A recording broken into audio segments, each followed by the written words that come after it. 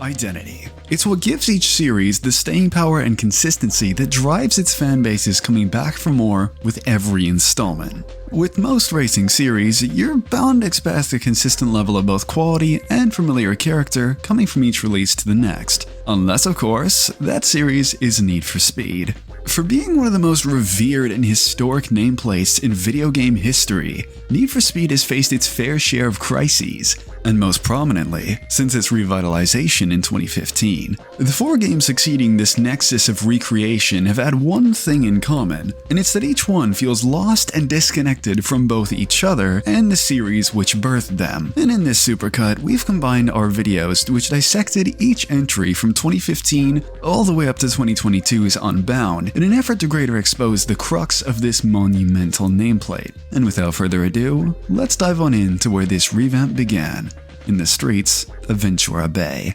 Rebooting an entire series is never an easy thing to do. Reboots only become necessary when a series has become dormant for years, or has become so different from what the original vision was that the games have become borderline unrecognizable. 2015 marked one of the strangest reboots from a big-name racing series that I've ever seen. Ghost Games themselves made a game in which was true to Need for Speed's core DNA and Rivals. A game in which was not perfect, but with some changes it could have been an incredible foundation for a truly great racer. So what Ghost Games do next? Completely ditch everything that made Rivals great, and in an attempt to make a whole new tuner and story-focused revision of the series, ended up coming across as a half-baked attempt at an open-world racer. And now that Need for Speed is seemingly going through another reboot again, with Unbound and Criterion taking over the reins again, let's look at what Need for Speed 2015 taught us all on how not to reboot a series. Need for Speed's issues all originate from one main theme: style over substance. It's something that under first impressions, it's easy to like what you see. The graphics are pretty, the open world has some decent character to it. There is some semblance of car culture being a prominent topic of the story. But as you play, it's easy to see that so much of this is all skin deep. Let's start with the whole nouveau underground theme of the game. I feel like this was a decision that was made late into development or really just not thought out well. By far the most important thing when it comes to open world racers is making a map that suits the handling style of the game. It's why I speak so highly of Seacrest County in Hot Pursuit 2010. There isn't an inch of that map that didn't have racing and fun in mind. And even in Rivals, most of this DNA was still heavily apparent. For 2015, however, things made a heavy change for the worse. The map itself looks massive when you drive around, but as you start to experience it all, and when you open up the map and see how little of it is actually drivable, this is where issues start to come into play. Why can we not go into that huge city? Why is almost half of the show map completely unexplorable? And in regards to what we do have, I don't absolutely hate it. It's just painfully obvious that the art style was more important than actual gameplay. Take the main suburbs and city portions, which are packed full of 90-degree corners, which don't fit the physics of this game in the slightest. Or a section which is really unique to 2015, the mountain switchbacks up past Franklin Terrace. Can you imagine how amazing it would be to have roads this tight and technical in a game with a half-decent physics model? Because in 2015, especially if you build your cars for understeer, sorry, I meant grip, these are nothing but a royal pain to drive on. The whole style change was, I believe, done to exploit exploration, but with how boring the side activities are in this game, and in a map this tiny, it's just puzzling. Now I will say this, there's a part of me that enjoys parts of this game's style as a guilty pleasure, except for one glaring issue. Why Ghost decided to give this game GTA 5 graphics mod syndrome with the whole "if the ground is wet the game looks better" mentality is beyond me. It's a cheap way to add some easy character to an otherwise boring map. Now on that same subject of style over substance, let's move on to cars. A full opinion disclaimer here, I prefer my cars not looking like an aborted Transformers clone, so I'm not exactly sold on the concept of customization in 2015. It was also marketed that there would be an unseen amount of customization in this game, only for the cars that I chose in my playthrough to have virtually no options. Let's make one thing clear, I'm not against customization here, but I feel a lot of people missed on something really crucial. Customization is not a selling feature of a video game, but it's treated as so here. 2015 was a vastly inferior game to most other in the series. Poor race design, a mediocre map, horrible AI, and even worse police and chases. And in replacement of that, Ghost decided to just add in the ability to make your own fun with customization and building your own cars, to distract from the reality that the rest of the game is so painfully lackluster and poorly designed. Heading to the garage, let's talk about the actual cars themselves. Need for Speed had a pretty small list when it launched, with around 50 cars, but the vast majority of the list were all new to the series, so I'm not completely upset about that. The performance tuning options here are pretty average, but there are really strange things such as components completely unrelated affecting your horsepower, and the ability to build your cars more towards a drift or a grip style was a fine concept, if it actually worked. Grip builds are completely useless as drifting is still the fastest way around most corners. Physics are a major complaint for me regarding 2015. I mentioned the obvious earlier, which was that the physics clearly were not made for this map. But that isn't the only issue. I love how brake to drift was roasted in supercar era games, yet it's literally the fastest way around corners here. I don't understand what Ghost was trying to go for with this game's physics. The past games had them nailed down to a T. Ghost even did it themselves in Rivals. So what was the point in going half-half with this handling model? It doesn't satisfy the brake to drift camp, or the more realistic physics camp. It's just puzzling. And crash cams, which fit games like Hot Pursuit and Rivals, are out of place here. Far too sensitive to the point where so much as tapping a wall will take you out and leave you in a stuck animation. And on the same trend of downgrades, what on earth happened to the whole risk versus reward aspect from Rivals? There is zero reason to get into cop chases as the rewards are so poor. And let alone you actually look forward to an actual legit chase, because you can quite literally drive right next to them for minutes at a time without them doing anything to you. When a police chase initiates mid-race, it has zero intimidation factor unless you have the IQ of a Sonic fan. It's a shame because police are such a massive part of Need for Speed, basically the only racing series these days that has any sort of a police presence. And this game set a baseline in which the newest games are still struggling with. Before I get into the campaign, I think it's time to bring up one of the most oddball choices for 2015. Everyone threw a little hissy-fissy when online only was introduced in Rivals, yet it's debatably even worse here, as the servers are even worse than in Rivals, and they can interrupt story cutscenes when they're down for maintenance. I don't know how there is such a double standard here. Online only is stupid in every single game that it's put in, and to call it game-breaking in Rivals and not complain about it at all in 2015 is just plain ignorance from the Need for Speed community. Now with that out of the way, let's get into the good stuff. Need for Speed stories are pretty hit or miss. You have The Run, which is completely off the rails action movie goodness, games that don't have any story at all with Hot Pursuit, and then you have Payback. 2015 shows a very strange route in terms of its main campaign, a bunch of branching storylines focusing on separate disciplines. This, like most things in 2015, could have been an interesting concept, except for the fact that each discipline meant literally nothing, and were virtually indistinguishable apart from cutscenes. Don't worry, I'll get to those in a second. Campaign and car progression in 2015 is something that I think is done relatively well. Start off in slower car, work your way up to faster car, yada yada yada. But what kills it for me is just how uninspired the gameplay is. Apart from drift events, it's all just races and time trials. A major downgrade in event variety from the past games. And especially when talking about the difficulty, you could practically play this game with your eyes closed and still breeze through it all. And because there's no difficulty options, it really bothers those like me who enjoy games that don't constantly hold your hand.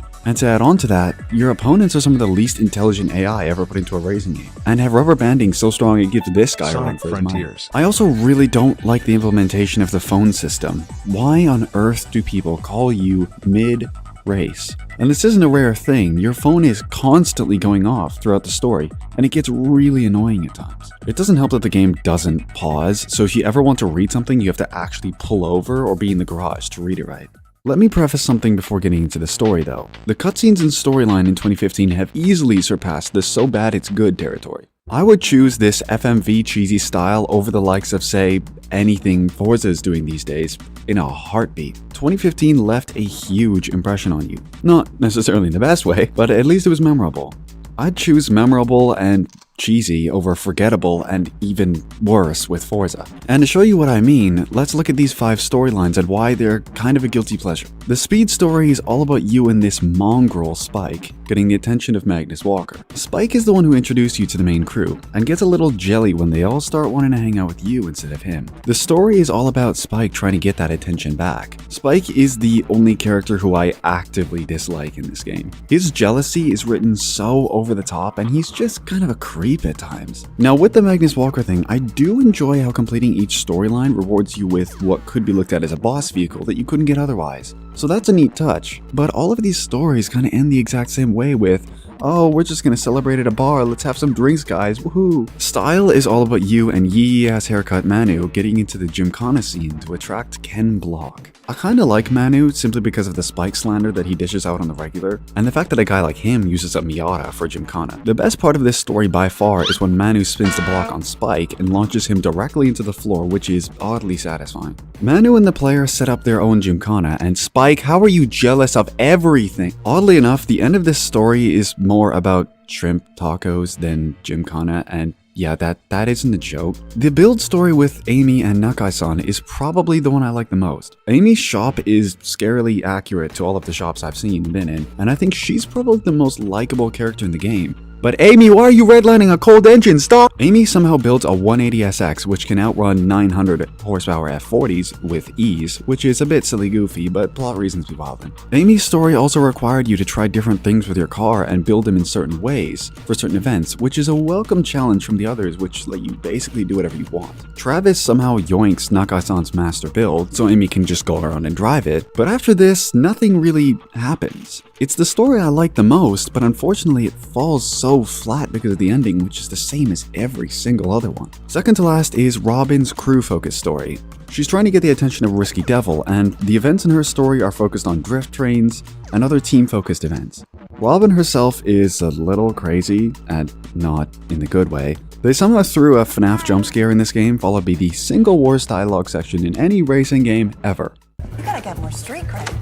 Gotta bust up that chassis. Yup. Destroy those wheels. Bang limiter and shred those tires. Yeah. Spike, can you stop showing up in every single story, Salty? Oh my god. Crew has probably the most disappointing story because there is no sort of a reward car for finishing it.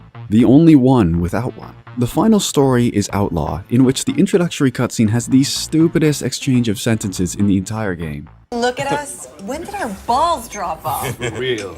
Man, you never had balls. Oh, really? Then what you busting all this time, man? Huh?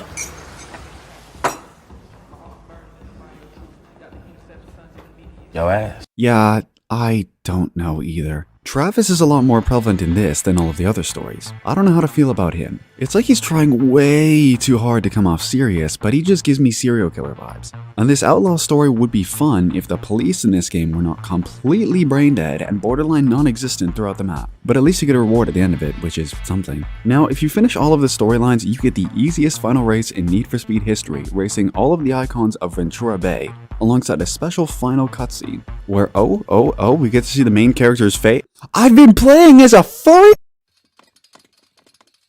To finish off my thoughts on Need for Speed 2015, I have to mention probably the most important issue I have with the game. The Need for Speeds before 2015 all felt unique from each other. Hot Pursuit, The Run, Most Wanted 2012, and Rivals. They didn't feel similar to each other at all. Different physics, different car lists, changes to core gameplay. Yet, after 2015 released, both Payback and Heat just piggybacked off of 2015's core structure, which wouldn't be so bad if 2015 wasn't so inherently flawed. Ghost switched to releasing games every 2 years as well, instead of every year with the past games that I mentioned, so they had more development time to make changes. And instead of fixing the issues with their game's structure, they dressed it up even more by having longer stories and more car customization and open world activities, to distract from the fact that, well, the cars were mostly the same, events and racing were still mediocre at best, and focus more on copying what the competitors were doing instead of doing its own thing. I only hope that with Unbound, Criterion doesn't repeat the same mistakes, but only time will tell. Do I hate Need for Speed 2015? No, but to me, it doesn't do anything better than its competitors, and because of how it set Need for Speed up for the future, I think it is the peak of mediocrity. You know what certainly isn't mediocre though? That's right, the sponsor of today's video, HelloFresh. Look, before they even reached out to me, I was already on the HelloFresh train and loved it. HelloFresh makes and delivers the highest quality meal kits right to your door, so there's no more wondering what to make on those busy days or even when you just can't really be bothered to pick something. You can choose from a ton of different chef-crafted recipes to fit whatever diet fits you best, whether that be high protein, calorie smart, vegan, you have so much choice with over 30 plus different recipes each week. And the best part is those recipes come pre-portioned, and with detailed instructions that make cooking delicious meals easier than you could imagine. And best of all, you'll save both time with recipes that take as low as 20 minutes, and money so that you don't have to spend hundreds of dollars on grocery bills and overstocking your kitchen. The most insane part about all of this is that if you use our link, not only are you supporting the channel, but you will get yourself 16 free meals and free dessert for life with your subscription. Dude, I wish I had an offer like that when I first signed up. Our link is in the description and in that QR code on the screen right now, and you do not want to miss out on this deal. Thank you so much to HelloFresh for sponsoring this video, and now we continue our journey with Payback. When you think about the most dissonant years for modern video games, what comes to mind? If you ask me, there's no better answer than 2017. The year was stacked with masterpieces like The Legend of Zelda Breath of the Wild, Resident Evil 7, Nier Automata, Xenoblade Chronicles 2, and Life of a Black Tiger. Absolute masterpieces and hallmarks of what this industry can mean. Yet on the other end of the spectrum, a company whose heyday had long passed was driving the medium into catastrophe: EA. 2017 was the marker where greed took its cold, hard grasp on the art form that we love through Battlefront 2, Mass Effect Andromeda, and the one that bothers me the most, Need for Speed Payback. I was excited to see how Ghost would be evolving the formula that was set in stone 2 years earlier, and I was one of the few who wasn't overly put off by the reveal of a more different, action movie-inspired theme that the game was going for, and waited eagerly to play the next big racer in a genre which was steeped in competition, until I played it.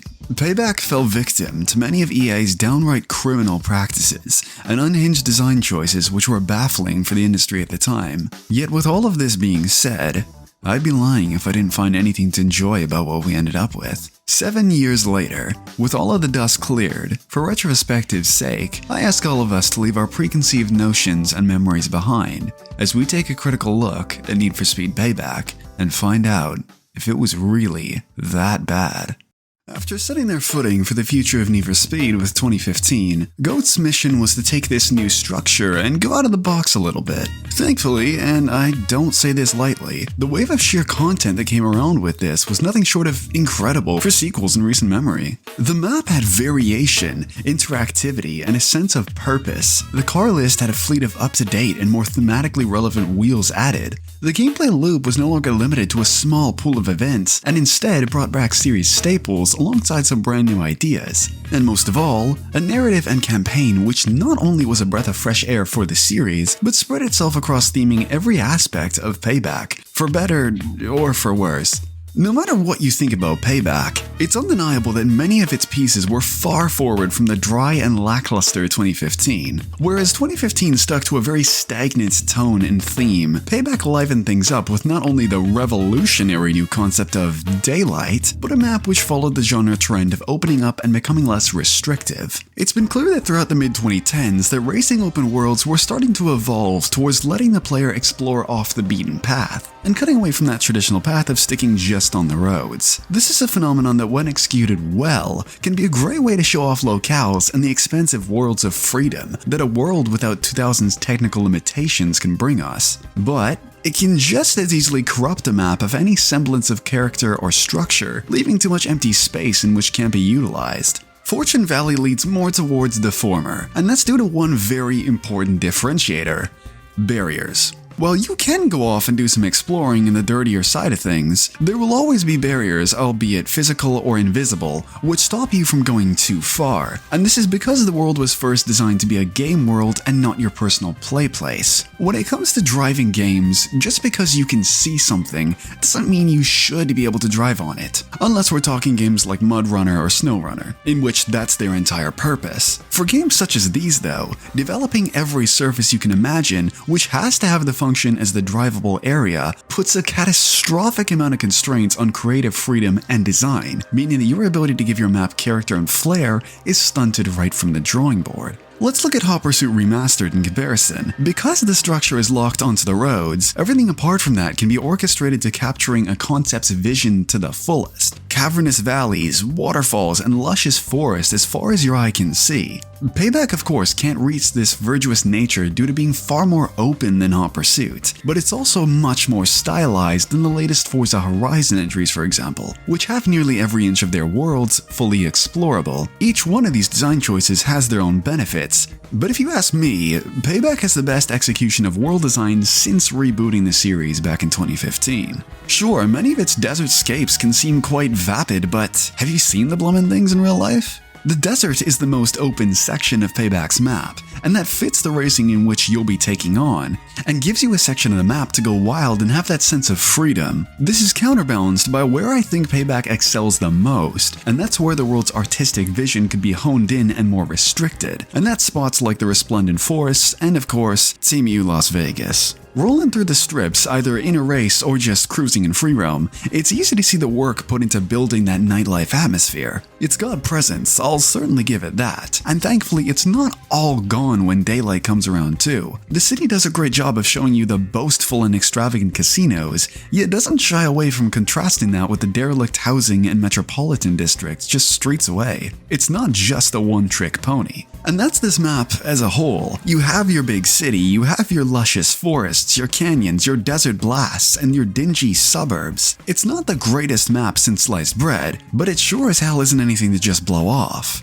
And it's more than just visually diverse, it's more interactive than before. Duck through construction sites and find diverging pathways and sewer passages. All sorts of shortcuts exist if you seek them out. There's jumps and speed zones influenced by the Horizon series, which unlock more customization for your cars as you complete more and more of them. And of course, the derelicts. This concept isn't anything new. Test Drive Unlimited and the crew had this pioneered long before Payback. But deriving these concepts and evolving them with the genre and putting a little bit of their own spin on them is something that, while not done in a groundbreaking way, it's enough to make Payback's world the best in the Ghost Tuner era. The world and map are essential for setting up a perfect Need for Speed, but it's nothing if the cars and gameplay don't live up to that same standard. So do they? Well, we have a wee tale of two halves here. The models themselves are as close as makes no difference the same as 2015, which isn't a detriment as they already looked pretty great. The selection was a pretty respectable jump, going from 51 cars to 74 before DLC. And these new cars were fitted well to Payback's increase in both off-road activity and the high lifestyle.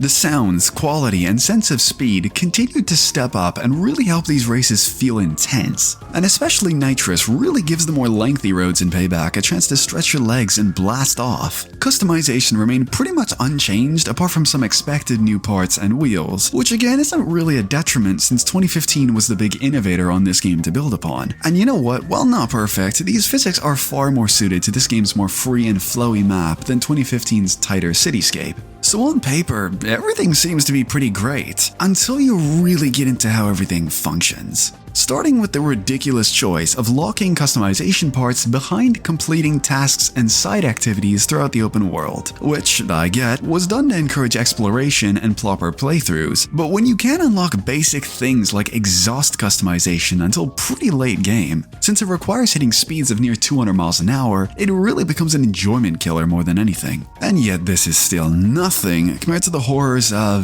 upgrades. Look, theming your car upgrade system to the world and setting your game seems like a really cool idea in concept, except for when that theme is a damn roulette wheel. Speed cards, in their most literal form, are not a terrible idea, just simple parts with higher levels and stat boosts to differentiate each other, which is fine, that's not the end of the world. But when your only way of upgrading vehicles is a set selection of cards which may or may not even be good, a roulette spin in which you have to gamble away for the slight chance of getting something that you want, and having to mix, match, and grind for hours on end if you want matching parts for just one car, let alone a whole garage of them. And on top of that, poisoning this disgusting concept with microtransactions more than reeks of EA corporate finding the most thematic way to rub their slimy little goblin fingers over the most basic yet crucial part of a racer. What makes this hilarious to me is that it's very clear that this was all done to make an inherently rudimentary and near-on negligible upgrade system feel like it had some sort of depth, when in reality it's just 6 different parts with some slight stat boosts. Look,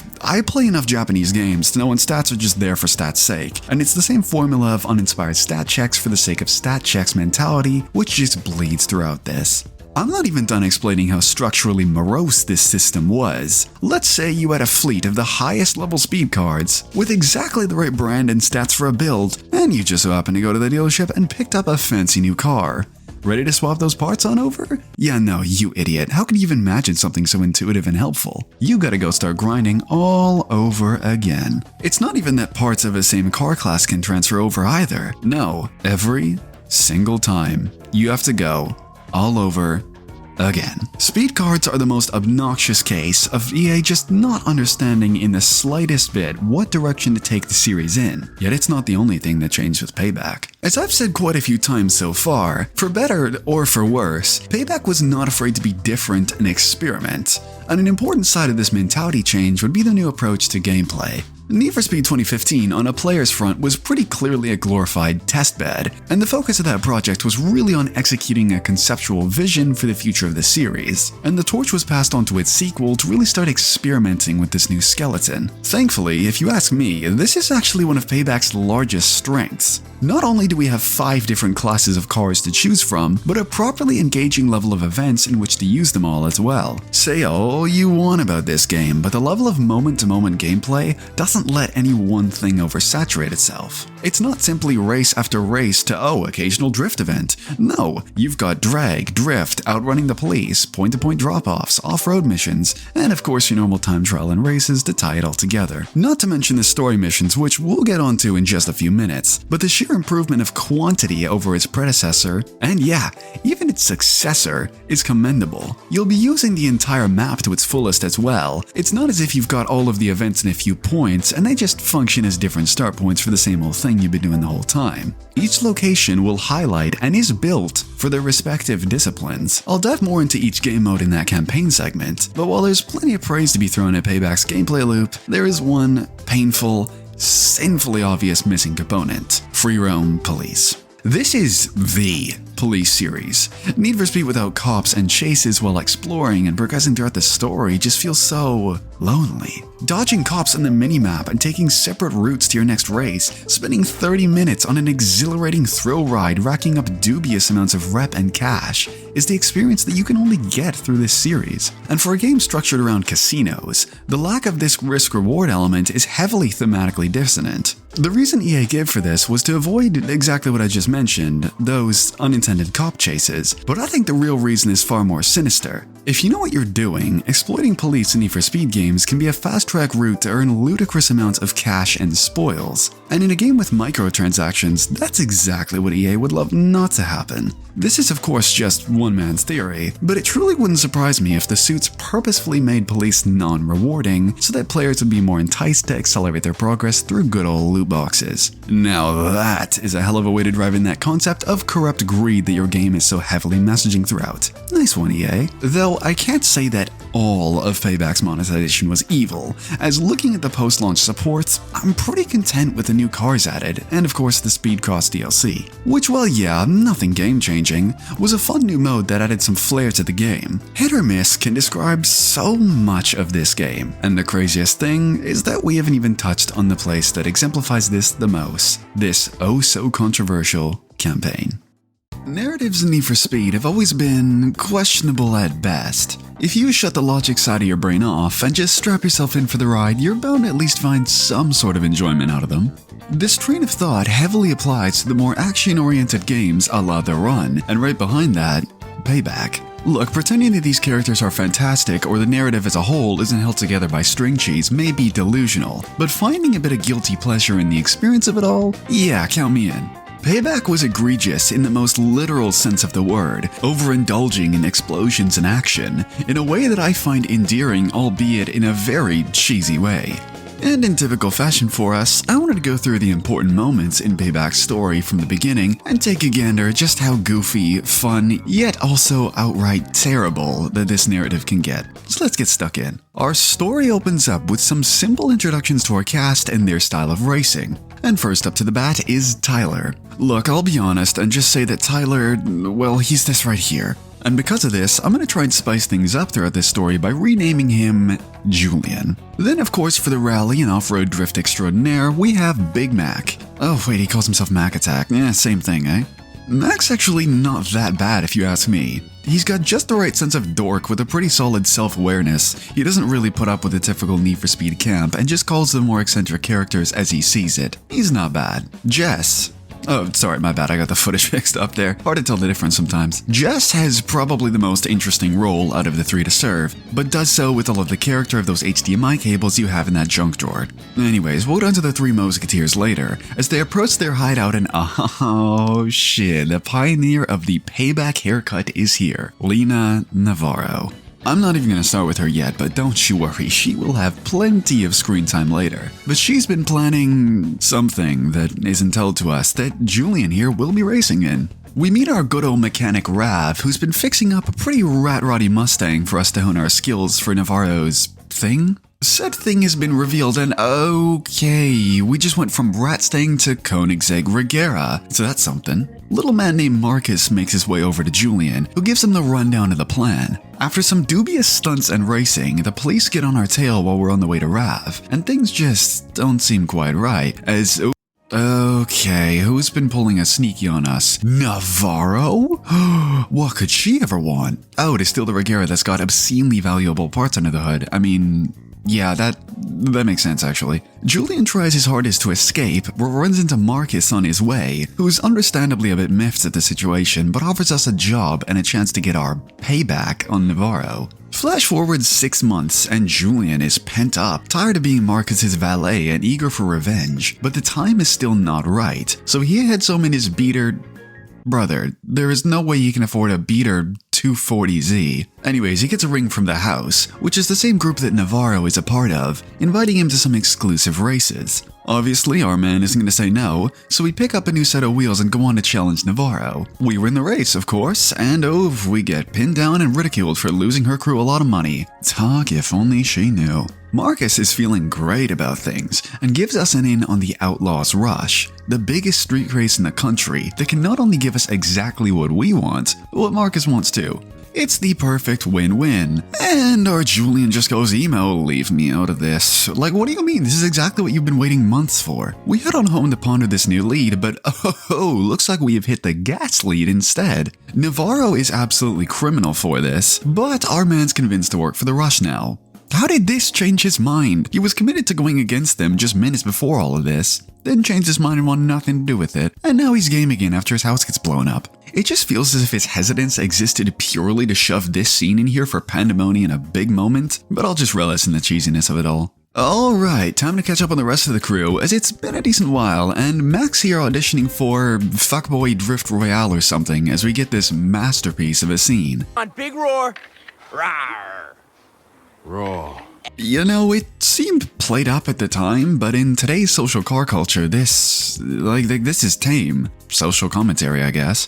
Anyways, after making the fuckboy lose his lunch, Mac gets a ring to join the crew, and he isn't wasting any more time. He's in. Jess is doing her best as a Fiverr getaway driver and barely needs any convincing. She's just immediately game like, damn, that was the fastest crew recruitment arc in history. We all meet back up at Rav's garage and the old man is not down with the plan, but I mean, hey, we did just kind of roll up and pressure him into it, so he'll help us all get into the rush. But of course, we're gonna need a first car. Your options here are few, but each one is a great choice. You'll have to pick a car for each type of racing, but for now the game starts us off with race and off-road.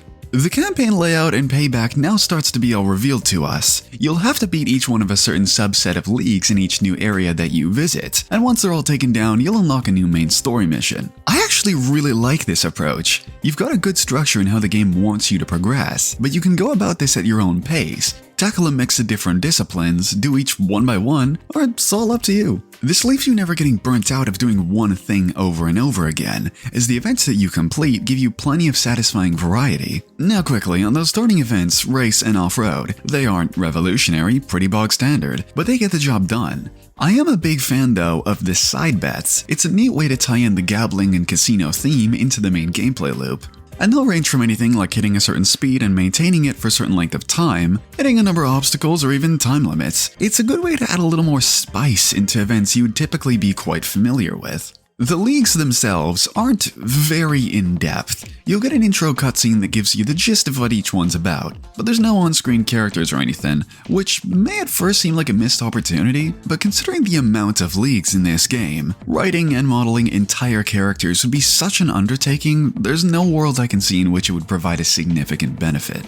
We do, though, get these little cool one-on-one showdowns with the leaders at the end, which is a touch that I'm a fan of. Once your first 2 leagues are taken down, the first post-prologue story mission is unlocked, and we'll be getting a lick on that Koenigsegg from earlier in the game. Kitted out Mustang and our crew in check, it's time to get rolling. And you'll be dodging burning cars, taking out enemy enforcers, and it's pretty fun in all honesty. And while yeah, enforcers and police in missions are stupendously easy, the little cinematic flourishes when you take them down just adds to the fun. Get up to the truck and boom, Jess breaks in like it's a toy lock and just bursts out in the Regera. Navarro is furious, but like, she's had over 6 months to get that car to her buyer but just couldn't be bothered I guess, so she has a little breakdown in her P1. We on the other hand have some new leagues to take down, and this time they're centered around drag and drift. Drag is not as intense as in games like Underground, but you have a lot more control over them. There's still a good chance a semi-truck is going to barrel into the side of you, or a misinput on the stick which could send you barrel rolling and crashing. And I love that. They didn't sterilize drag racing, and if you ask me, this is a really fun change of pace. Hell, they even occasionally make you race drag cars on typical races, which is cheeky as sin. Then we get to drift. And honestly, if I had to name one mode that I wasn't big on, it's drift. It's just far too easy. Build up a decent multiplier and you'll hit the target score way before the finish line, making this mode pretty throwaway and filler if you're asking me. It just needs far more challenge and intrigue to keep you engaged, maybe tossing away or capping the multipliers at a much lower number, but in the end, it just doesn't jive with me. You'll also get your first taste of runner events here.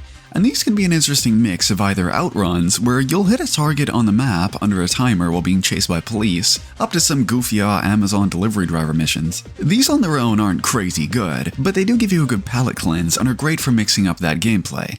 Our next big story mission is unlocked, and we're going to be stealing 2 of the collector's gold-plated monstrosities, which have some kill switch tech that we're going to need. Luckily, both cars are pretty easy on display, and once we're all prepped up, we just straight launch Mac onto the stage, he goblin runs right into it, which, how is there no security? We're looking good until, who would have seen this coming? The car's got a tracker. Cut again to Julian wiggling his way into the gold Aventador, which is an even easier job. I mean, the doors are up and the keys are just left inside the car. Seems a little too easy until... it's a setup. Yeah, who would have guessed?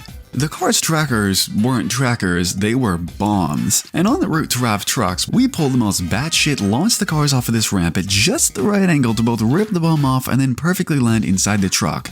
Like what? It is pretty damn sick though that right after this, they let you take the reins of the Big Mac and plow through the police like it's nothing. And on our last stretch, we blow up and knock down a bridge right onto multiple police cars. Subtle. No, but seriously, how did we not just end up on a FBI most wanted list? And what's even crazier is that this whole time Navarro would have known exactly where we're conducting our plans as she was there at the start of the game.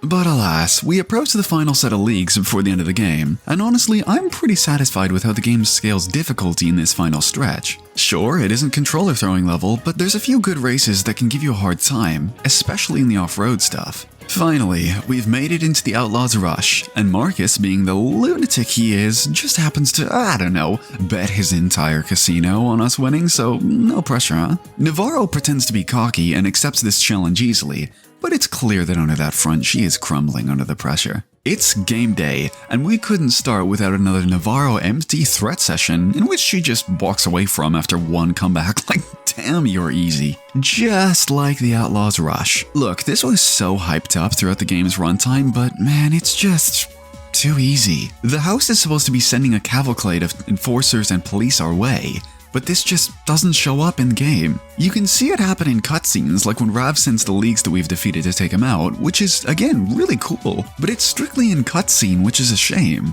At last, the final race has been won, but Navarro, come on man, she's gotta face us 1-1. It's cheesy as hell, but look, I'm a sucker for these final duels in racing games, so I'll let it slide. If it still wasn't so damn easy, that P1 of hers has gotta be in limp mode or something, because you can just swoop by and claim your lightly fought victory.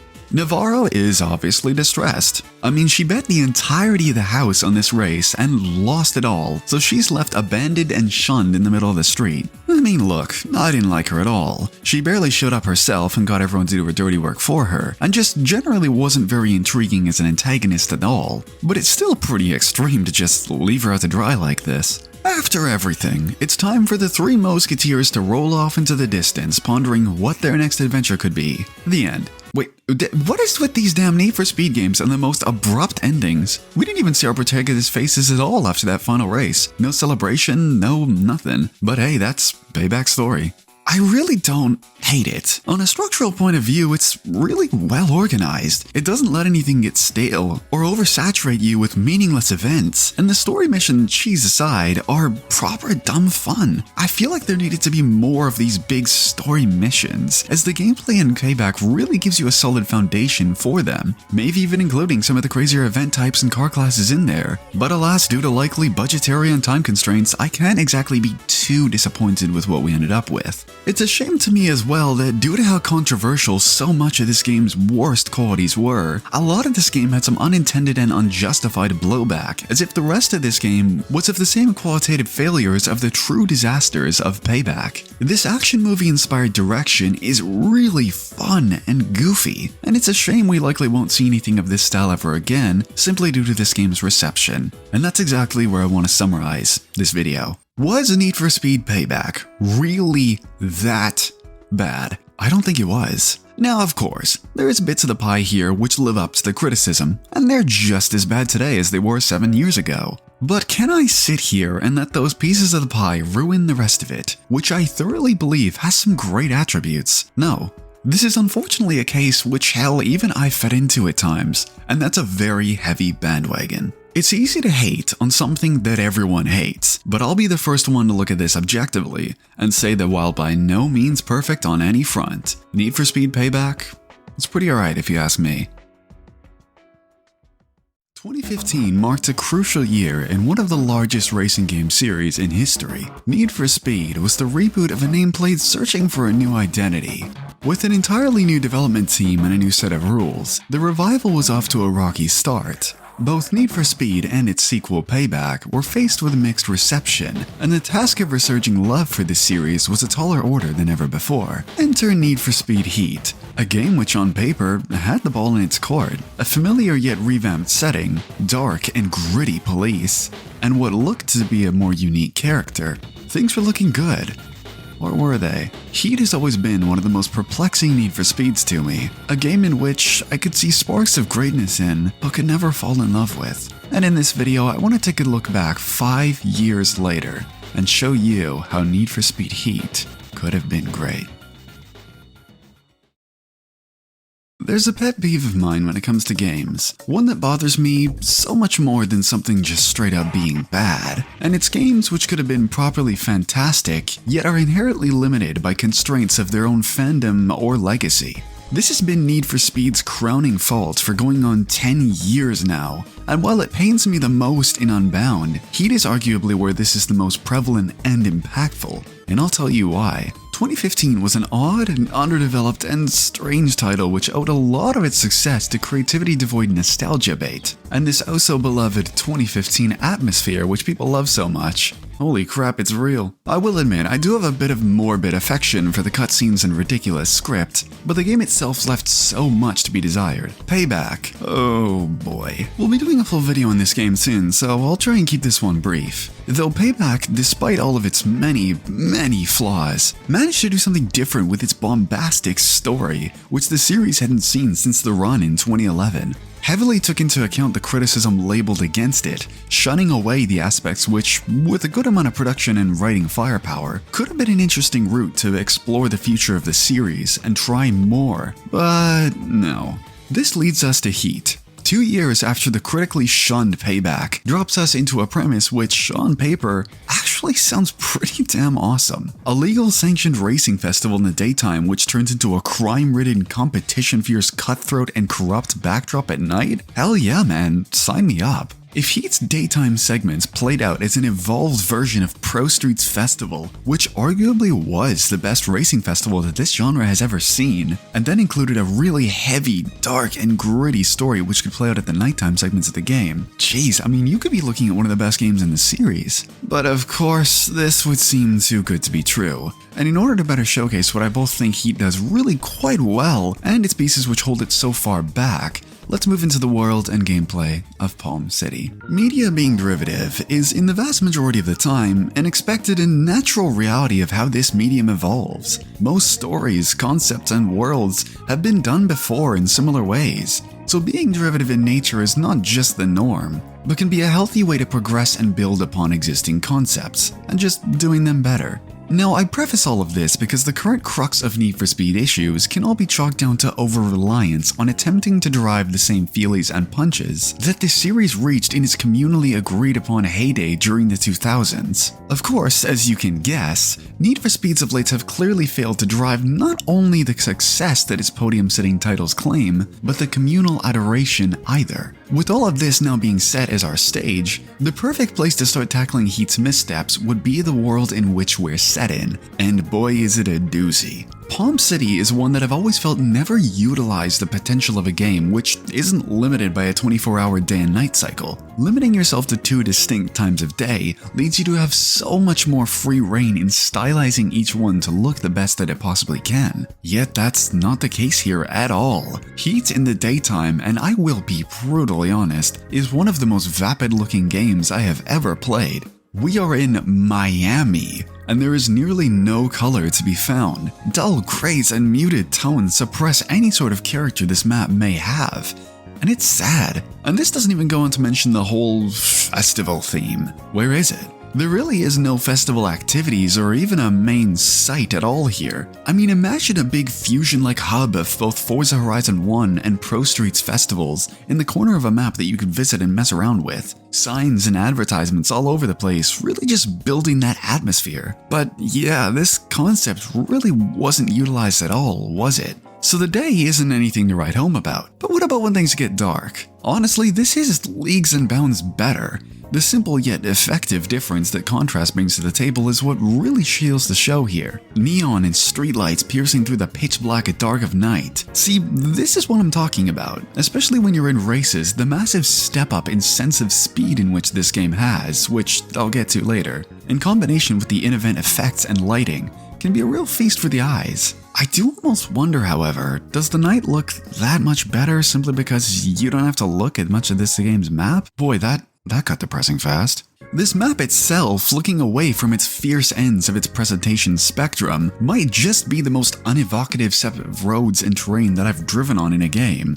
I can't say that this map is bad or poorly designed, because I really don't think that it is. It's more so a case of it being so fine that I can hardly bring up any points of contention here. There's very little to praise apart from some of its nighttime presentation. Function over form is a subject that I well and truly understand, but for a game as Need for Speed, lacking on that form front, especially in a game which has such sparks of brilliant presentation, is a proper shame. That last note there is something I do want to take time to appreciate, because while I have my quibbles with Heat, there are some sparks of greatness in here which I can't help but properly love. It's all of the little things, man, like menus. Yeah, okay, here I go talking about menus again, but just look at this pause menu. Heat loves to paint around with its lighting, and mix that with the pretty sick trend in recent games which pause the menu right around your car in motion. This is just plain badass. Even traditional boring loading screens with a few screenshots don't exist here. It all revolves around your current car, cutting to all forms of cinematic shots and colors. And with those cars themselves, I've always loved the more bombastic approach that Need for Speed's taken towards making them feel way more rad than they actually are. The backfires in this game are so over the top, but that's what I love. The sounds are more crass and violent than they are realistic. The sense of speed. God, this is so sorely missed in many another series, but smack the nitrous and your camera flies on back, giving that feeling of G-force which doesn't get old. Dynamic cameras as well are right in contention for some of the most important tools to craft a game's feel. Games like God of War in the past used them to showcase scale, but for racers, its use is that to accentuate your driving, and Heat does that properly well if you ask me. I want to stay on that topic of cars and Heat because they're honestly some of the best that you'll get in recent games. The selection itself was a solid step up from Payback, and it's clear that the Miami setting was definitely taken into scope when adding all sorts of new supercars and really top tier rides. But I respect the series' lineage of keeping a good old mix of not just older cars, but the slower stuff as well. It's hard not to appreciate how this roster, which, while smaller than a lot of the competitors, is pretty chock full of some mostly really good stuff, and this in turn helps you build a solid connection with the cars that you're going to be using throughout the game. Personalizing and building a connection with your cars is something that Heat really puts into focus. These games really don't put a focus on having an encyclopedic collection of cars, just having a set view in which you can build to fill the desired roles in your garage. And throughout your career and time with Heat, it is truly commendable how dedicated these games are to not only attaching yourself to a small pool of vehicles, but really making the effort that you put into gaining those high-end cars so damn worth it. See, they aren't just locked behind cash, you'll have to earn enough rep to unlock the ability to purchase a lot of them. And I find this to scale alongside your main campaign progression really solid. And even once you're done, hitting the highest level rep will take a good amount of work for you post-game. So unlocking that real upper echelon really means something. While it's not necessarily for me, I've gotta say that I respect the amount of visual customization options that Heat gives you. There's real benefits for even those who like to keep builds more subtle. Things like swappable brake calipers, head and tail lights, tires, all add up into making the perfect build for everyone. Even the body kits and excessive wings and canards, while yeah, they're a lot, it's not what I would call gaudy. And most of these come from a really good selection of aftermarket manufacturers. And hell, Need for Speed still, to my knowledge, is the only racer that lets you use stickers and decals on glass, and has the most extensive selection of those aforementioned decals. Hell, the fact that you can tune your exhaust note and levels of backfires and pops, and how they sound, it's really hard not to commend the work done for personalization. Things get better once again with the all-new upgrade system that Heat brought in. Payback's was infamously one of, if not the worst upgrade system in racing game history. And that feedback really did shape this game, as what we've ended up with is, while simple, pretty much what you would expect. Very typical Need for Speed part categories which will unlock higher tiers based on how high your rep level is. Keep it simple, no need to do anything drastic, and I respect that. If I could ask for anything, it would have been really neat to see a mixture of both this and what we had in either Rivals or Hot Pursuit with their counter weapons, as we only really have defensive options when it comes to dealing with the police. But, while there is plenty of good to be said about Heat's cars, there's a catch. While all of this personalization and customization is great, I'd like to play devil's advocate for a second and just reminisce on something that I've always felt this customization-focused style since 2015 has led to, and that's a lack of proper gameplay. The physics on hand have never really been anything all that special. There's no real quirks to any of it, and what I've always felt is a lack of weight or roll. Things feel a bit too safe and easy. There isn't much differentiation or pros and cons to having a grip or focus build, or one that focuses on drifting. It's a similar situation how I think of this game's map. Yeah, the physics are fine, but again, that's just it. They're fine. All of the drama comes from how they're presented and the slick camera work. Actually executing any sort of maneuvers doesn't take much skill or learning. It's intuitive almost to a fault. This of course isn't to say that it can't be fun. The brake to drift nature leads to some pretty great close slides and technical sweepers, but I can't help but yearn for something more involved and weighty, one where the cars feel quite different to one another. And where I found this change in Need for Speed's focus to have affected the game the most is through the real meat of its gameplay.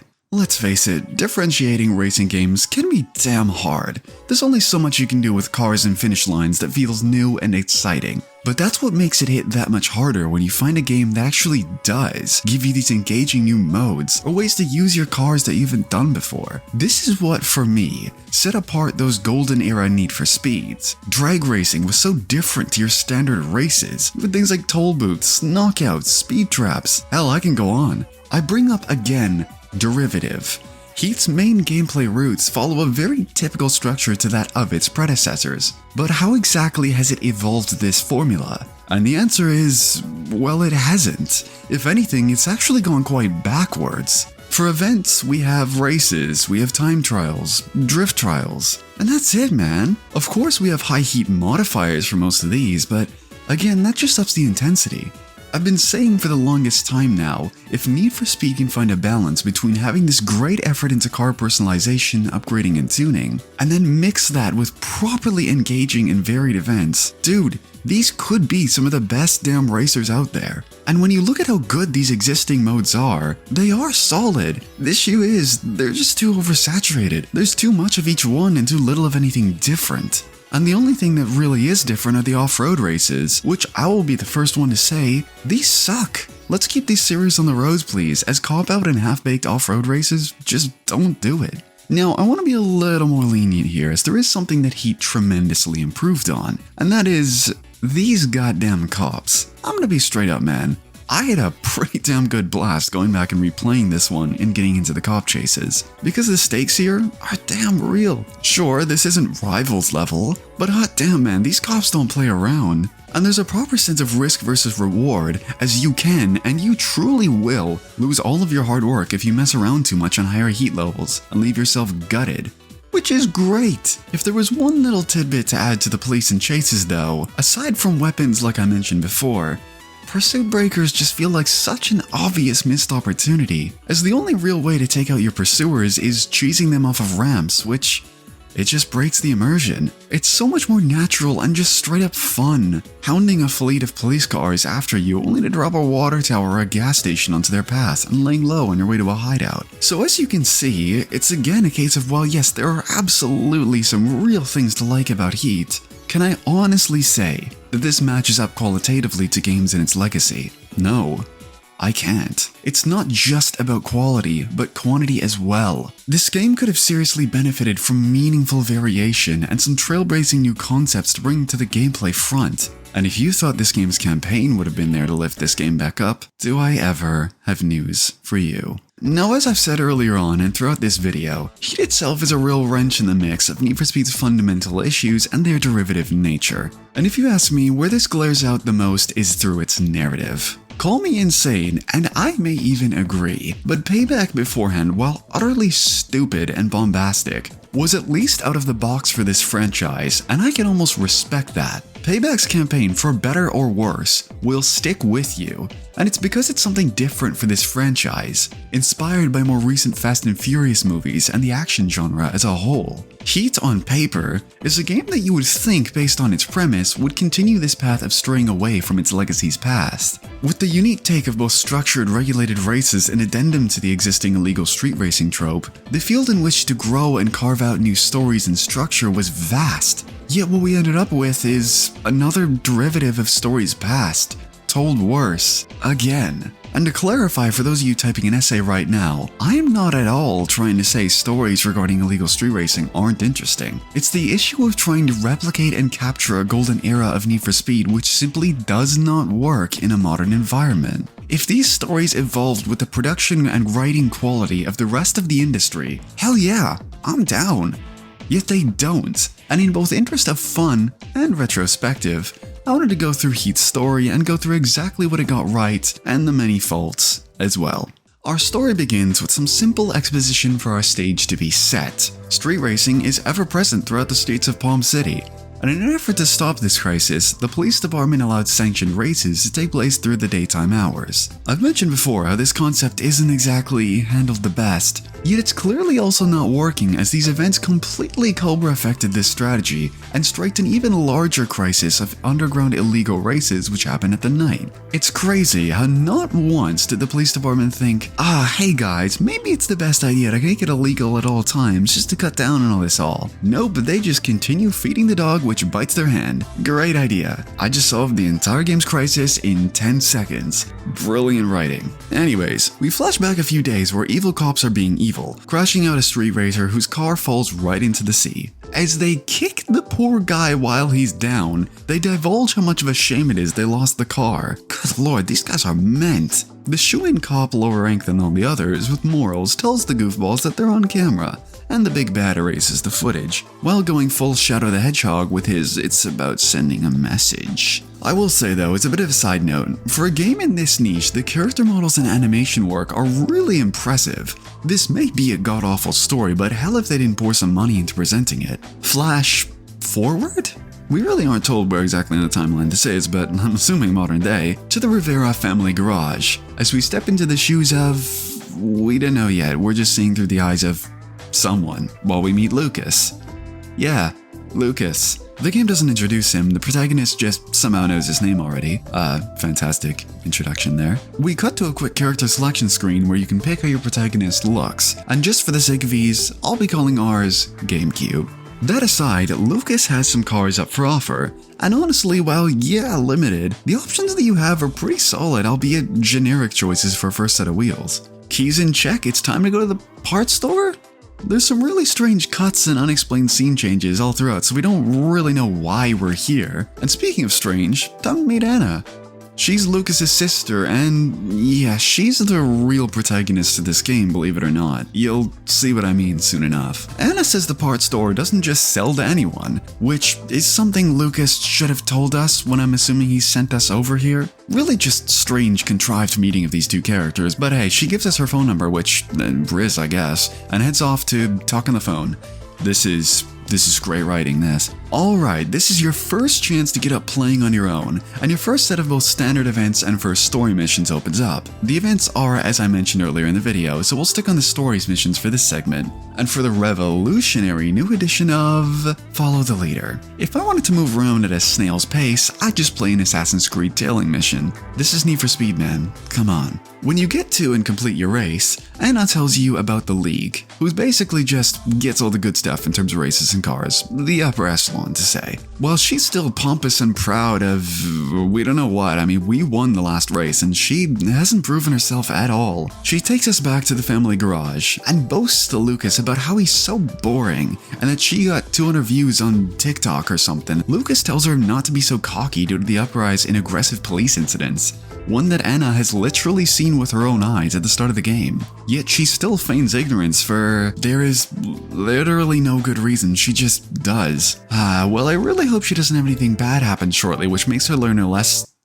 Yeah. Bad cop from earlier is back once again. And look, call me crazy, but Shaw is so comically overacted. It's almost so bad it's good. In a game full of milquetoast characters, having one who can just "Yes, officer!" See what I mean? It's just hard not to laugh. Anyways, Anna has her car impounded after posting her very illegal racing on the internet in her very distinctive 350Z. I mean, girl, there's no way you didn't see this coming. No one is that oblivious. Shaw can't be asked to take my car though, because then the game wouldn't progress, so we take Anna home so that she can pout and plan her vengeance. When we next meet our law-abiding officer, he's boasting to Good Cop with a trunk full of cash, right outside a restaurant which is sure to have camera and eyes on them. Because yeah, that makes sense. Torres the Good Cop is reasonably upset at all of this clearly illegal money and tells Shaw off justifiably, in which he retaliates with the most edgelord ass "two wheels ain't shit against Fords." Like my brother in Christ, what are you talking about? Anyways, he girly pop finger wiggles at her and rips off in his Camaro, which Anna somehow managed to defile while sitting right next to Shaw and Torres. One of the worst trained officers in history, this. Anna's sure to have learned her lesson by this point, so oh god, it's so stupid every time I get here. She steals the family Camaro to try and get back into the League, but gets caught by Shaw. Of course. I will say, it's pretty fun to have some story missions which are more than just the standard events with some dressing on them. This one letting you take out Shaw while Anna trying her hardest to escape. All thanks to the player, Shaw not only gets taken down, but all that cash that he for some reason kept in his trunk gets exposed on live TV, giving the police a justifiably bad rap. The Camaro though, yeah, it's seen better days. And while Lucas is lamenting over their lineage's beaten wheels, Anna brags about what she's done, which is literally nothing. GameCube did all of the work for her, hello? Lucas is pissed. And yeah, good, she deserves it. And guess what? Anna still finds a way to chew out Lucas, who is 100% in the right about everything, and she storms off. Good lord, what is this game? GameCube still feels obligated to help Anna out. Why? Who knows at this point, but it seems to be working as our favor as Torres reaches out and wants to have a little meeting with us. And since she already despises the police that she's working with, she gives us a hint on a spot which will give us the lowdown on what's going behind the scenes. Oh, I hope you like tailing missions because we have not one, not two, but 3 in 1. Hell yeah! The most engaging game design you'll ever play. This trail leads us to a secret shop where, oh damn, the cops have been stealing racers' cars and shipping them off to, we don't know. Probably the same place that Nigerian prince who offered me my $10,000 came from. Still waiting for that money, by the way. My potential scams aside, Anna comes up with a actually relatively solid plan for once, to grab as much attention and cameras as possible street racing, and then drag them all the way down to the shop to expose the corruption. It's a bit ambitious, but considering she has had a complete negative effect on the story so far, it's a definite step up. We head back to the Rivera garage to regroup and set up our counterattack, and good lord, this really is straight out of some supervillain movie. Big Bad Mercer tied Lucas, who genuinely has not done anything wrong this entire game. He just supplies cars, which is completely legal, and benefits Mercer as he keeps getting more cars to ship out. So this really is just drama for drama's sake. I mean, they really do pull the whole Corneo evil villain divulging plans, which, bro, this isn't rocket science, I don't need it all laid out for me. We literally just saw it. And speaking of myself, notice how every single plot point or moment doesn't revolve around GameCube at all? Your player is just a gateway for these other goobers' stories to keep going, which is awful. Makes you wonder why they didn't just let Anna be the playable protagonist this whole time. After his evil spiel, Mercer takes Anna and GameCube in the back of a squad car, but leaves Lucas and his car just chillin', with his keys on the table right next to him. Like, are you dumb? Oh well, I sure hope this doesn't backfire. Well, now, this being a 1960s Camaro should have genuinely killed Lucas, but no, he wiggles his way over to Mercer, who was in an armored cop car, throws the world's softest punch, which incapacitates Mercer through the will of the plot contrivance gods somehow.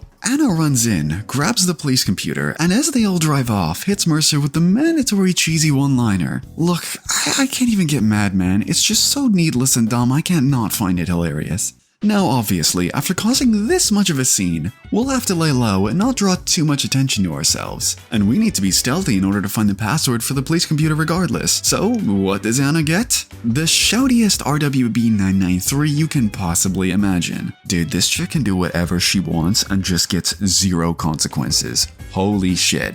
Imagine ruining your family garage and heirloom and just being gifted a Porsche. Great messaging game. The world's largest coincidence then commences after giving Lana Lucas's friends a call, and she just so happens to have a software chilling on her iPhone which can hack and decode through the computer's password. Sure, man. And of course, Protocol, which has serious software, she just bear drops it to GameCube, who then shoots it on over to Anna. Bro, what?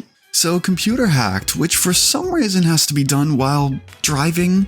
Like, they couldn't just hack safely at the garage? No, they gotta do it while driving. I guess it's so that Torres can pick it up after they throw it out the window and just look at it. Again, genuinely, what is the purpose of these scenes? At last, the police force has been accused of corruption and their public image is forever tainted. But Mercer is nowhere to be found. Oh well, let's go on down to the docks and check on his perfectly legal car exporting scheme, and...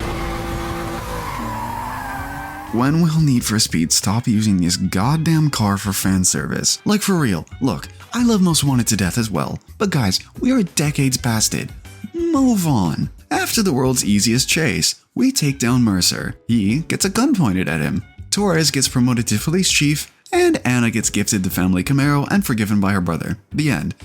Wait, what? Yeah, no, seriously. It ends that abruptly. So, what exactly was the vision for this story? Do stupid shit get caught, get forgiven, and get gifted like nothing ever happened? I'm not against cheesy or campy stories in these games. Far from it. But please, for the love of God, make them not only make sense, but have something in it for the player. Being second fiddle to Anna the Brat was such a strange design choice, and it deflects what made stories like Most Wanted, which, let's be honest, they're not blummin' masterpieces by any shot. But you, the player, can at least be in the shoes of the protagonist and head that journey for your own sake. To regroup everything that I've gone over in this video, is Heat a bad Need for Speed? Hell no, far from it. This is the game that out of all 3 of the Ghost Need for Speed reboot trilogy, bothers me the most, just because of how incredible it could have been if not limited by the shackles of its past. I love when games take risks. It's why despite Payback's downfalls, I can't help but respect the approach to just go wild and roll with it. Heat, though, seemed to promise a game in which, looking at now, was never able to properly execute the vision in which sparks of remain. Those sparks poke through, and absolutely, they are great, but it's a damn shame that it could never properly get the chance to shine. Oh, Unbound. You have to be the most conflicting racing game that I've played in years. As someone who found Heat and its predecessors to be a little stale, Criterion heading the next big entry in the series certainly got me to listen up. On initial announcement, I kept an open mind, but I had an inkling in the back of my head that it would end up just feeling like a slightly expanded Need for Speed Heat. The one thing that I was really hoping for was to completely ditch the format that Ghost Games had set for Need for Speed, and Unbound in some ways does, and has some improvements over Heat, and in many others, seems to have gone completely backwards. What's good here is really good, but is that enough to negate the fundamental wrongdoings of Unbound? Well, let's take a deep dive into Need for Speed Unbound and find out.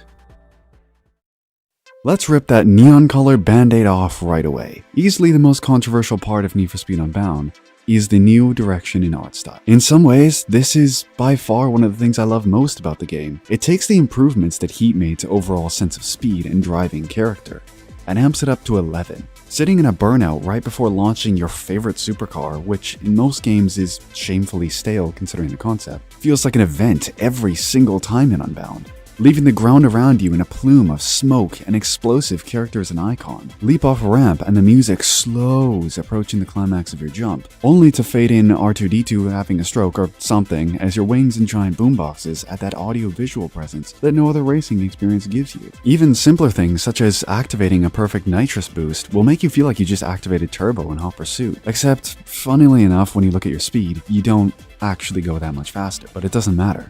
You feel like you're going a million miles an hour, something that I have been craving to have back in racing games for eons. And it's more than just your own car as well.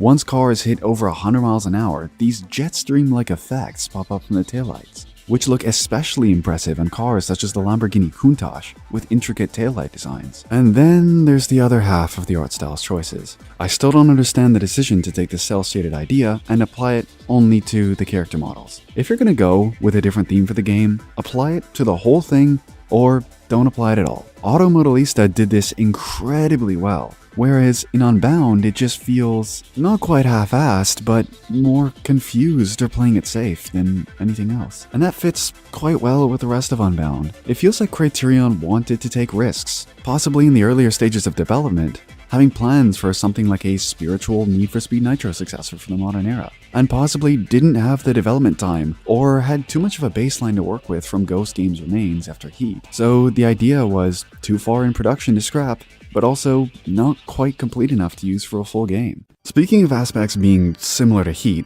let's talk about cars in Unbound. If you like Need for Speed Heat's car list, you're in for a treat because at least 90% of this list is copy and paste from Heat, and I'm slightly disappointed by this. Now, I'm not one of those people who feels we need 6,000 cars in a game for it to be great. I think a smaller list is a good thing. But if you were to ask me what my ideal car situation would be for Unbound, is to keep some of the really special and iconic cars and make the rest of it all new. Need for Speed did this every single year between 2010 to 2013, so it's not exactly unreasonable. Put the list side by side and start scrolling, and it's pretty undeniable how prevalent this is. You have to really scroll to start getting into some of the new cars on now. And unfortunately, a large portion of them are just cars from previous games, such as the Crown Victoria from Payback and the RX-8 from Hot Pursuit. There was also convertible versions of cars from Heat, which I personally don't think count as new cars. Now, looking at the ones that are in fact new, I think Criterion made some pretty good choices, with some older automotive legends like the Mercedes 190e, and a handful of newer releases like the Lotus Emira, 982 718 Spider, Mercedes AMG TT Black Series, and the new Countach. Is it a bad car list? No, not even close. But it just feels a little too samey for those of us who have logged countless hours into the past Ghost Need for Speeds. A few side notes though, there are some technical issues such as the 488 GTB having the rear wheels from the Pista, and cars such as the Countach and LaFerrari not having working active aero. These will hopefully be patched out, but it's important to note. Then there's also the fact that the reward cars for some of the challenges aren't anything super special. Just cars that were purchasable in Heat from the get-go, which is definitely a little deflating for the completionists out there. Convertible tops on cars such as the 458 Spider also don't work. This is definitely confusing to me because back in 2013 with Need for Speed Rivals and the exact same cars, they worked. So why couldn't they get them working for Unbound? Let's move into the garage.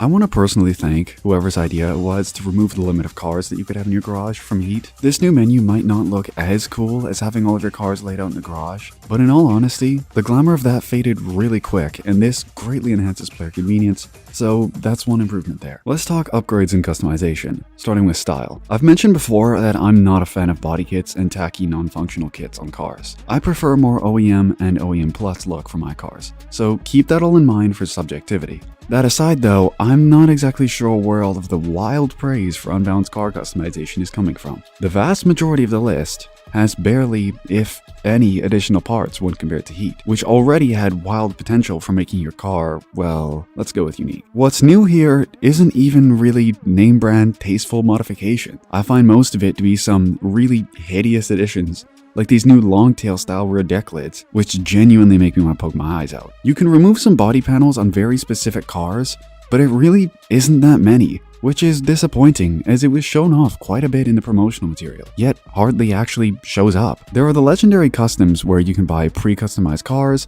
and some body kits, and also some that you can get throughout the story, such as the GTR, which is it's definitely one of the cars of all time, I'll say that. And then there's the wheel situation. You wanted some highly requested wheels from big names in the industry? No, you get pizza aerodiscs. But in all seriousness, the wheels are ripped straight from Heat as well, apart from these aerodiscs, which are a really strange decision. Something else I noticed is just how far the ride stance options have downgraded since Need for Speed 2015. We used to have, of course, height, alongside vehicle rake, individual camber, and track width front and rear. In Unbound, we only get the option to lower the car and camber front and rear. I don't exactly know why this was removed, especially considering this game's major focus on customization and building cars. Before we get into performance tuning and paint, let's talk effects. You first have, of course, effects, which are the cartoonish style smoke and icons that play whenever you drive in a certain manner. I mentioned before that I really like them, but for those who don't, I wish there was a better option to just completely turn them off. The least obvious option is still quite glaring. Sure, it's a minor critique, but it's one that I know bothers a ton of people. But who knows, maybe they'll add something in the future that can allow you to really turn it off. And adding on to that, you can't choose individual effects for each car, which is a little odd, as you can with horns and most other customization options. There's also samples which will play sound effects when driving around, but by far the best audio addition is easily the ASAP Rocky horn. Beep, beep. Beep. Beep, beep. Beep. Then there's the carryover stuff. The paint and vinyl crater is virtually the exact same as in Heat, and still has some really strange lighting in the garage, which makes it really hard to pinpoint the exact color you're going for, but maybe it's a me thing. And then there's performance tuning. I'm glad they ditched the upgrades tied to rep level from Heat, but I think replacing that with the paid tiers for upgrades is a bit odd. You have to pay a lot more for the higher tier upgrades in the end, so what's the point of paying up front just to access them? Unfortunately, that's the only real change made to performance tuning. The rest is ripped straight out of Heat without any improvements. Heck, it even looks the same. It isn't that bad considering Heat's upgrade system was fine, but it doesn't really excuse the fact that there really isn't anything different here. Now, I've been quite critical of Unbound's cars so far, but there is one thing I haven't mentioned yet, which is a massive step forward: how they actually drive. I have never been a fan of the physics in 2015 Heat. Cars felt far too light and unrealistic, and would have the strangest reactions to high-speed maneuvers. The exact opposite of what you want in a Need for Speed. Unbound plays a million times better. Most of the time. When everything is all set and perfect, and you've built your car right, this is potentially my favorite grip handling in the entire franchise. It is genuinely great. Cars have real weight to them. You can predict what the car is about to do so much better, as you can get the real sense of when the car is about to slip. The handling here also has a pretty solid learning curve. As you learn to trust the car more and more, you can really grow alongside these new physics and master them. But there's a catch. You like drifting? This game sure doesn't. From the first corner you ever try and drift in Unbound, something is immediately off. If I were to describe it to someone who hasn't played the game yet, it almost feels to me as if as soon as the rear wheels break traction, an immediate weight gets chucked onto the rear of the car, as if the weight balance is suddenly 80% of the back of the car. To make things worse, the front wheels seemingly lose traction as well. You know that feeling when the front wheels lift up a little bit, causing the steering to become really vague and light as a feather? Yeah, well, that's the exact same thing that happens here. It's a shame because while I'm personally not that into it,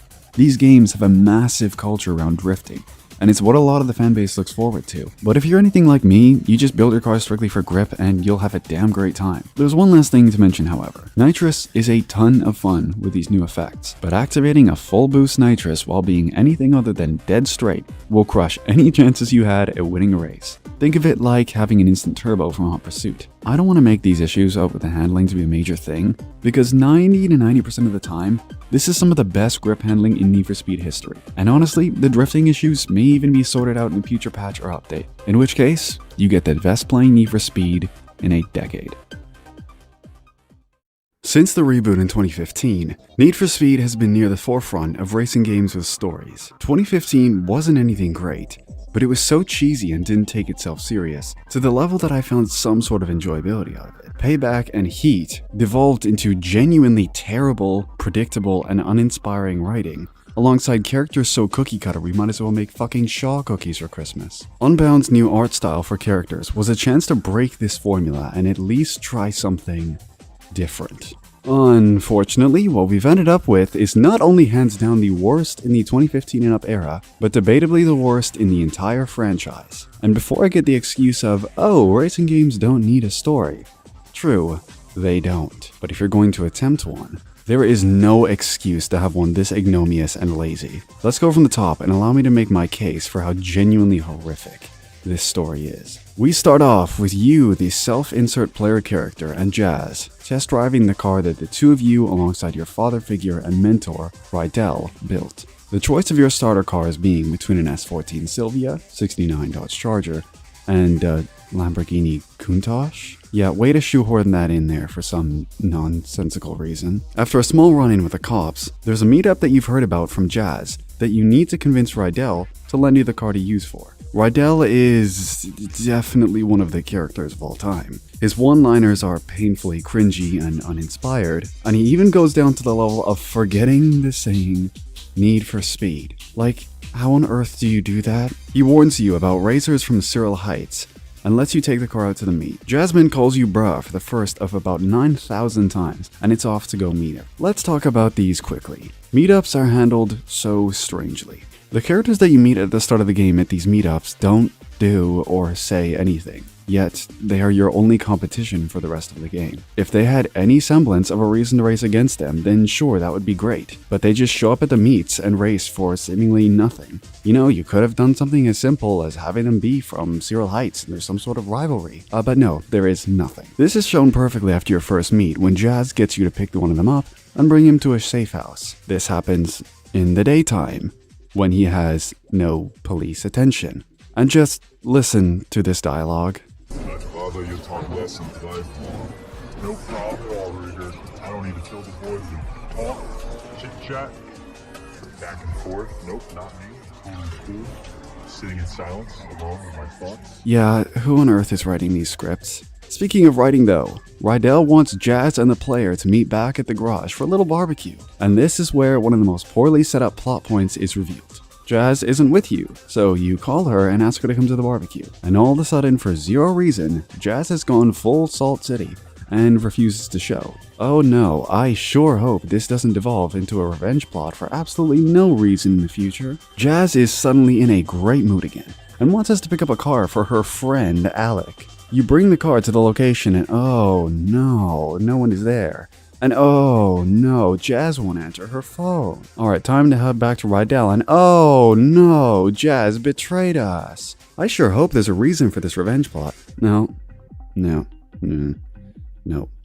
Nothing at all. She just led an unidentified crew over to steal Rydell's cars. Oh, and she takes your own car too, which made me drop my jaw in awe. That was such a clear way to call back to Most Wanted 2005, but with absolutely none of the connection. That was just lazy fan service, a way to appeal to those who yearn for the years of the original Most Wanted, for easy nostalgia points. And unfortunately, this is not even close to the only instance of this. We now skip 2 years into the future. The garage has slowed down to a halt and is struggling. And Rydell is teased to have some sort of a depression side story, which gets multiple times, and yet nothing is done with it. Off to a meetup, and oh boy, it's time to meet Tess. I didn't hate Tess at first. Sure, she's got a healthy serving of cringe, and quite possibly has the highest bruh and bruh count in history. Hey, yo, bro. Yeah, I'm gonna get into it when it comes up, but yeah, she just falls into a complete downward spiral of strange writing later on. Jazz is at the meet, completely destroyed your car from the beginning, and talks a lot, all for the purpose of money. Way to write a brilliant antagonist. Tess and the protagonist head back to Rydell, and it's time to buy your first car, like 2 hours into the game. I will say though, this starter car selection is actually great. There's tons of options here for you to choose from, and they're all super low end. Apart from... Unbound is now yours to progress. So let's take a break from the plot and go over my next critique of Unbound's story, the gameplay. Let's start with day and night. Heat handled this very well, with the ability to earn cash in the day, rep in the night, and nighttime was so much more intense than it was in day. At night, the cops would chase you, and there was a legitimate differentiator between night and day. Unbound has completely removed this. The rewards between night and day are so close the difference is negligible, and the cops are just as aggressive and will chase you in day or night, and at the same time, leave you alone in day or night. So, what was the point? Why not just have a day and night cycle at that point if you aren't going to do anything to differentiate them? Then there's the week system. To put it simply, it's uninspired and monotonous. 6 days of day and night and then a qualifier. Do this 4 times and then you're done the game. There's no real difference as time and days go on. It's the same meetups, same tracks, same opponents, throughout the whole game. Each day feels the exact same. Go do a few events until your heat level reaches maximum, which is exactly 2 events in which you're at heat level 4 or 5, and the entire game turns into a Metal Gear Solid stealth mission where you try and avoid the cops on your way back to the garage, or go do a delivery mission for some cash. 12 times per week, and 48 times throughout the entire campaign. You know what compounds onto this and makes it so much worse? Is that the whole risk-reward element is completely gone. If heat level 5 had higher rewards like it did in, I don't know, maybe literally the last game in the series, this wouldn't be that much of an issue. You want to be in those high heat levels anyways to maximize profits, so you get to heat level 5 and you have a ton of fun making some serious bank while also having that genuine tension of, holy shit, I might lose all of this. But no, there's none of that. The rewards for doing events at heat level 1 and 5 are the exact same. The downgrade here from heat is appalling.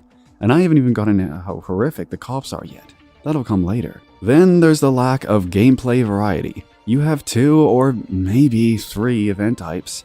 Race and drift events, self-explanatory those ones. And then there's takeovers, which are just drift events with some objects placed in them. They tried to replicate Speedcross from Payback, but just ended up making it worse. You can breeze through them by smashing objects as fast as possible instead of actually driving like a lunatic. They relegated time trials to side missions with delivery missions. But my question is, why not have some fun with game modes here? Need for Speed has had some wild stuff in the past. So to have gone down to this minuscule level of variety is really disappointing. Then there's the race AI. They're fine, I guess. They're not particularly challenging, even on the hardest difficulty, which is what I played through Unbound on. And while they're not quite 2015 level, they do tend to like to get into accidents. And of course, then there's also the times when they love to do the Forza AI thing, in which one of them will, at the start of the race, get about, maybe a kilometer ahead, and just stay there for the whole race. I mentioned qualifiers earlier on. These are your main landmarks of progression throughout Unbound. A mini championship using the tier of car you mostly use for that week, which unlocks more cars for purchase and more story. The first qualifier is the perfect showcase of the god-awful voice acting, with lines like this. Hey, yo, yes. What's up? Long time. Yo, is that my car? Yeah, one you stole, the same night you ripped off the garage. Damn! Oh, and Tess just goes and starts live streaming the whole thing because, yeah, she would. The second one is where the game starts to tease a totally not obvious, but at the same time completely pointless plot twist, because yes, that's how bad the writing is in this game. when Tess starts talking a little too much about money and fame, and oh man, this totally isn't gonna lead anything, is it? Tess tries to bring up this Alec character again, some completely underdeveloped character who is supposed to be some mysterious bigwig. Third qualifier time, and oh no, Tess cares more about money and fame than us. Like, who is writing this character? Only damn Tess would say bruh after being kicked from our crew. But oh no, Jazz is back with us now? Like what? She went from being the one who wanted money for no reasonable purpose, only to be overtaken by Tess for the exact same reason, to now be coming back to us for some sort of a redemption arc? Come on, this makes the fucking Last of Us 2 look like a narrative masterpiece. Her motivation to get Alec back is to steal all of his cars too. The same thing she did to us at the start of the game. Is there no creativity here? Like, come on. Nothing ever happens with that, by the way. She just kind of says it. Yeah, fantastic story, this. Time for the grand, and Tess has officially taken Jazz's place as the head of these meetups. But aside from that, the game takes a dig at Fast and the Furious doing the same thing over and over.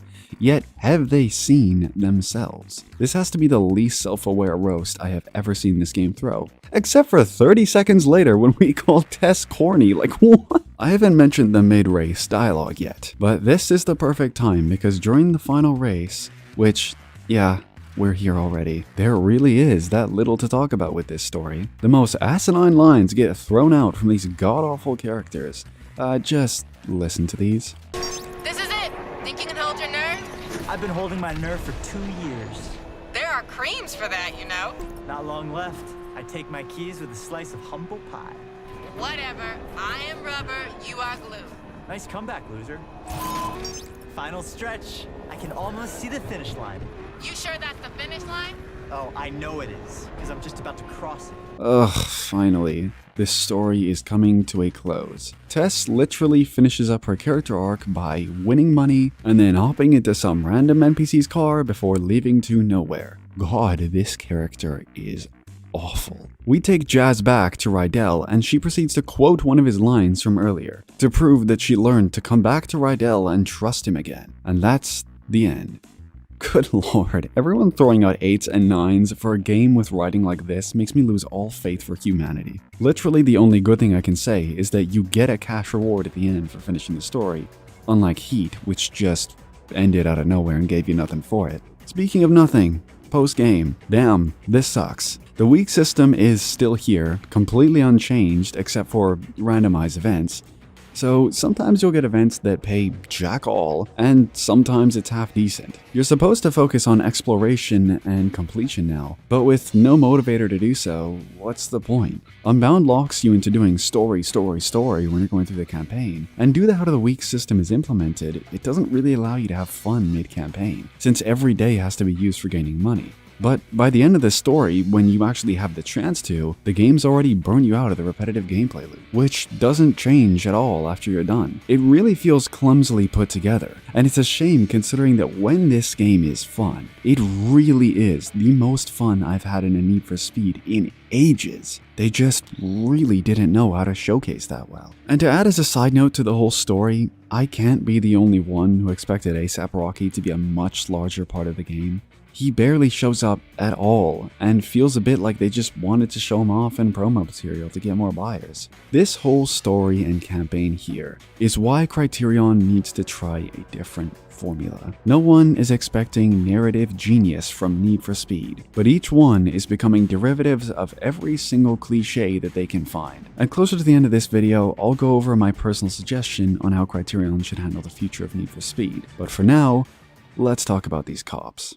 I thought we were past the stage of poor cops in Need for Speed, but I guess I was wrong. While in no way perfect, he'd struck a damn great mix with his police. Sure, you could cheese them pretty easily if you wanted to, but if you wanted some great and thoroughly intense chases, look no further. You could spend all night racking up massive amounts of reps, and then be sweating bullets as you dodge the entire police force chucked at you at once. They did not hold back when it came to some really clever maneuvers, which was definitely possible due to your health being a reasonable amount.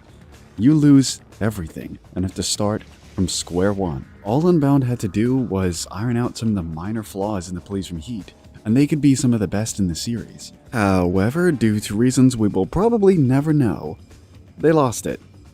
And while not as useless as the police in 2015, they have to be in the bottom tier of Need for Speed police.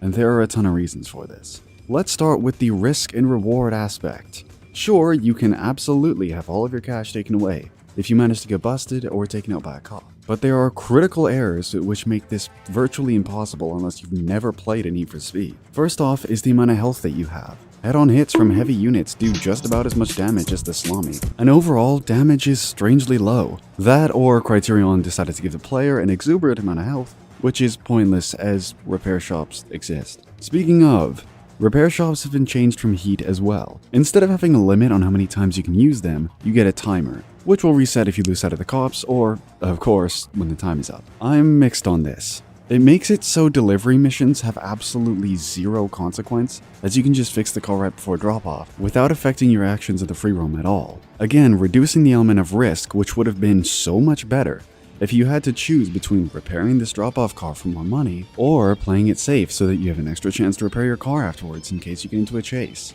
And then there is the glaringly obvious oversight, and I don't know how this made it past QA testing, that you can just quit the game, load back in, and have all of the cash you earned still there. Risk and reward has been so dumbed down. And it's a shame for us who actually enjoy a little bit of challenge in our Need for Speed games. Now, cops themselves. This is one of the first Need for Speeds where I actively avoided getting into any police confrontation. Not because it's difficult, but because the police in this game are an absolute nuisance to deal with. Things such as interceptors being light speed quick, yet don't actually do anything to take you out. So losing them becomes a massive pain in the ass. Unless they take themselves out, which is a surprisingly common occurrence. Then there's helicopters. They will track you down and spawn other police nearby like in Grand Theft Auto 5. Yet, they don't drop any spike strips, they run out of gas in no time at all, making them a really puzzling addition. Same with roadblocks, with gaps so large you could fit fucking Groon through there. And of course, then there's just how weak the police AI is. They really don't try and take you out, and honestly, do a lot more damage to themselves, jumping into skyscrapers and going the complete wrong direction. You know what? Let me just check a few videos out for you to show you just how weak they are.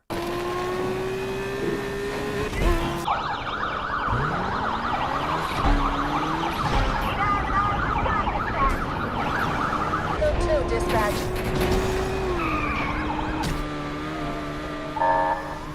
We've been taking a major beating here, Control. We're out.